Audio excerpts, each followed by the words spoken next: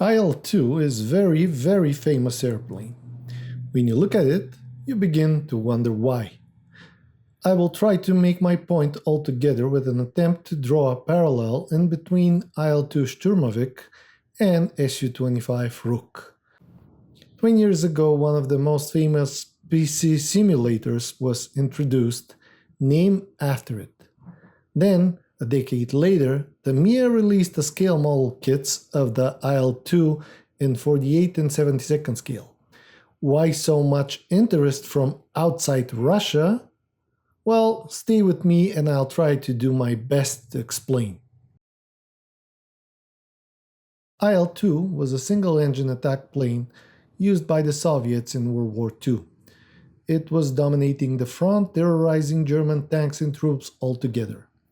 The plane started as a single-seater, but quickly was transferred into the dual-seat version, adding a gunner to the pilot.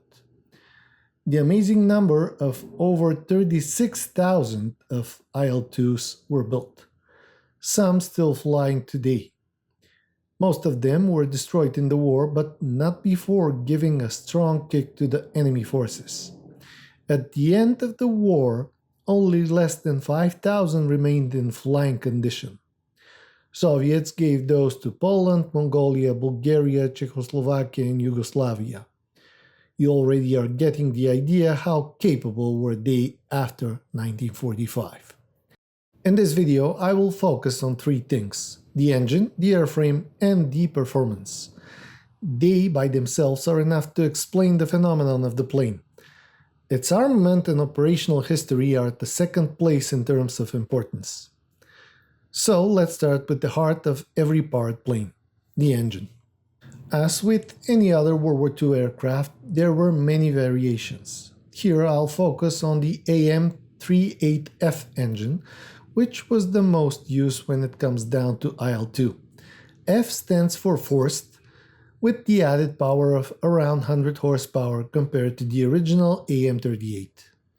This was creation of Alexander Mikulin and was used on Il-2 and MiG-3. It was liquid-cooled V12 engine with 46.7 liters of displacement.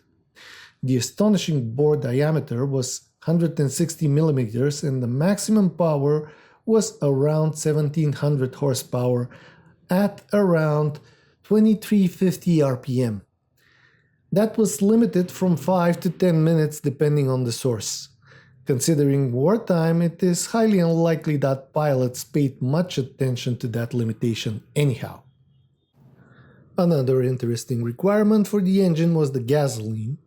That should have been at least 95 octane, however, various fuels were used and apparently the engine survived most of those experiments on the front without any problem.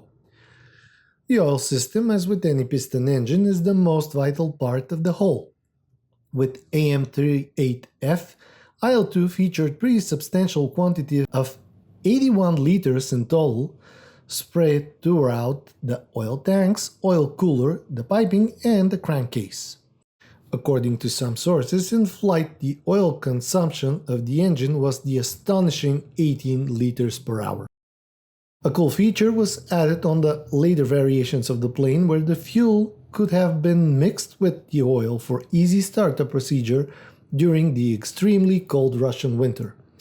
You can imagine how thick the oil could get at minus 40 Celsius, latter one being equal to minus 40 Fahrenheit. But I'll stay to the metric side of things in this video because it is a Russian thing and it is obvious that metric system is the superior one anyhow. Cooling, on the other hand, was done with the help of a liquid system. In my opinion, this was the only absurdity with the construction of a close support and attack aircraft. We all know how liquid coolant systems are prone to damage even with minor holes and damages, so why Soviets decided not to do this air-cooled is a mystery to me. The system itself held 80 liters of water, pretty much the same amount as the oil. The water used was mixed with chemicals in order to suit the weather condition. Those were toxic. I won't get deeper into that because my chemistry in general sucks. That engine was fed from 3 fuel tanks holding a total of 730 liters of the above-mentioned fuel. The front fuel tank is where the system is filled through, and the 2 other tanks getting the fuel from the front one. In addition to that, there was an additional fuel tank for engine starting, which was pure fuel during the summer, but 80% fuel plus 20% ether during the winter. Again, harsh Russian winters. That pretty solid engine powered a 3-blade variable pitch propeller, and that was the power plant of the system. Il-2 construction is the second thing we will focus on. The construction is particularly interesting part of that plane's qualities. Il-2 is a low-wing monoplane with mixed construction. The plane can be divided into 2 sections, front and back. The front one includes the pilots, the fuel tank, and the engine, while the rear one includes the empennage that constitutes of the tail boom starting from behind the gunner and including horizontal and vertical stabilizers. Now, the interesting part. While most airplanes are being armored around what is already built, here was pretty much the other way around. Within an armored frame construction, Soviets embedded the engine, its systems, the pilot, the fuel tanks, and the gunner. Various materials were used, including steel, aluminium, and duralumin, but mostly strongest one were preferred. Everything was sectioned, divided, and covered, or sectored, by sheets of metal protection with thickness varying from 4 to 6 mm depending on the area. The idea is often credited to Ilyushin himself, but there are doubts that he was anything more but official chief of the project. Beriev is credited for the idea of the armor tub protecting the crew, but that is also a disputed fact. Most likely though, Ilyushin was the official face only, and the plane became reality thanks to the engineers that were left in the shadows. Actually, Ilyushin and Yakovlev were often considered as chief constructors, but without their engineering teams, they were probably helpless individuals. That goes especially for Yakovlev, but that is a whole different story and deep into the politics of the Soviet Union. There is a big resemblance in the approach of this project and the Su-25 in general. We'll talk more about that later. The pilot sat in a heavy armored tub, looking through a strong windshield with 64 mm thickness, and that gave some peace of mind in the fierce combat conditions. Rear-seated gunner was not that well protected considering the transparent parts. However, he was also seated in a pretty safe place with the enormous armor surrounding the whole crew tub. That created some weight and balance issues, but they were somehow solved. The problem was that the crew compartment, engine, and the central section of the wing were always all heavy metal, while going to the back everything was made from lighter materials. The rear section was made from mixed materials, but was often criticized for the decision of using wood. That was altered on some later versions to some extent, but nothing serious. The interesting thing here are the vertical and horizontal stabilizers. There are plenty of publications with mixed information about those, stating that they were either wood or metal, with some publications citing that both materials were used, and I found only one that was citing that it was dependent on the materials availability solely. Probably for those reasons, the plane is typically described as mixed construction. What I personally found in my research is that the horizontal stabilizers was mostly metal and the vertical primarily wooden. But that is not confirmed, and I should take this information with a grain of salt. Wings, being the most important asset of every airplane, were pretty much the same thing. It is a twin-spar design separated into 3 sections. The central section was always made from duralumin. The mid and outer sections were again of mixed constructions, and they were either aluminium or wood, probably again for the same reason, the lack of materials. During wartime, of course. The wing was equipped with flaps with two positions, takeoff and landing, with 17 and 45 degrees respectively. Interestingly, they were pneumatically controlled, which is rather unusual decision for an attack plane. Nevertheless, obviously history proved the decision worthy. Same goes for the landing gear. Throughout pneumatic system and with 35 bars of pressure, it was retracted inside of the wing. That goes only for the main struts because the tail wheel was fixed.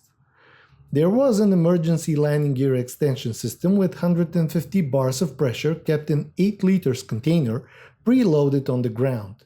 The rest of the pneumatics were kept alive by an engine-driven compressor. All in all, that was a plane built around armor. As I mentioned before, this is a very similar to Su-25 concept.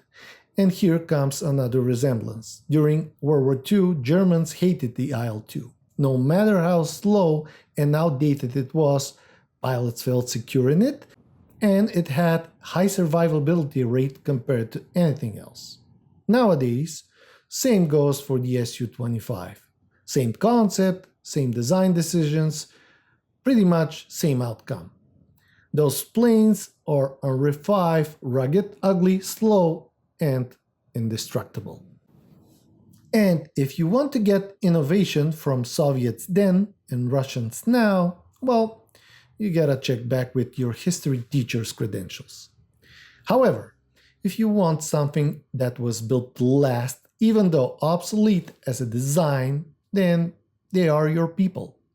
If you wonder why I say so much bitter words about Il-2, let's take a look at its performance, which is the third and final section in our video.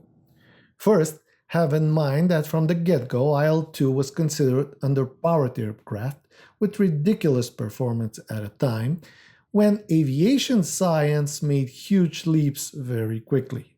Don't forget that when Soviets made the Il-2, Germans already were testing jets.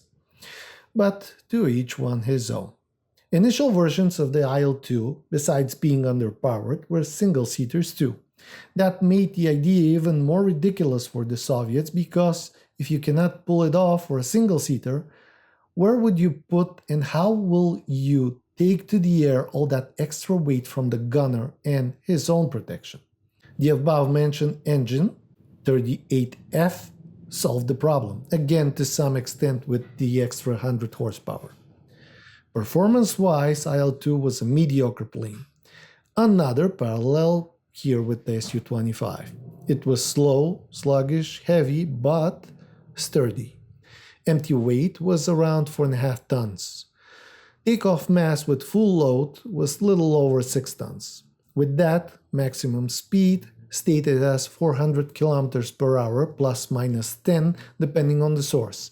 The range was around 700 kilometers plus minus 20 again depending on the source. The service ceiling was 5,500 to 6,000 meters, once again depending on the source and on the modification of the plane.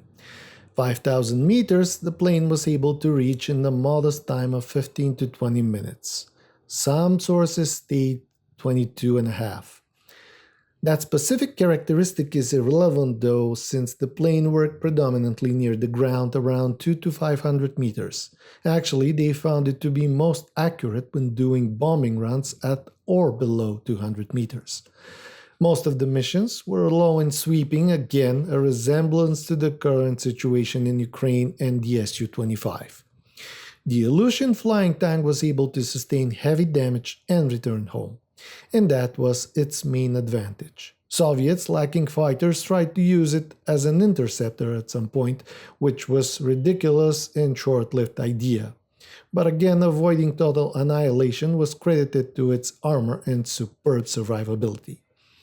With mediocre performance, outdated aerodynamics, and weak engine for its time, Il-2 was obsolete, exactly like Su-25 is today. However, this plant played a vital role in turning the air war in favor of the Soviets, and that is why this is their most famous airplane of the Second World War. They had some aces, but not much is credited to them. This flying tank, with its sturdy nature, stole all the romantic portrayal of the Soviet Air Force due to its survivability. Again, I made this video to draw a parallel to the Su-25 that is currently used in both sides of the war in Ukraine, and I hope I made my point. When everything else is shot down, damaged, or missing, those flying tanks are still flying, and they are the ones that will survive the war in the end. At least at the Eastern Front. Thank you for watching. I hope you found that useful. I am sure that you can find plenty of information on the Il-2, but still, maybe you enjoyed this short glimpse on the engine performance and the airframe. See you in the next one.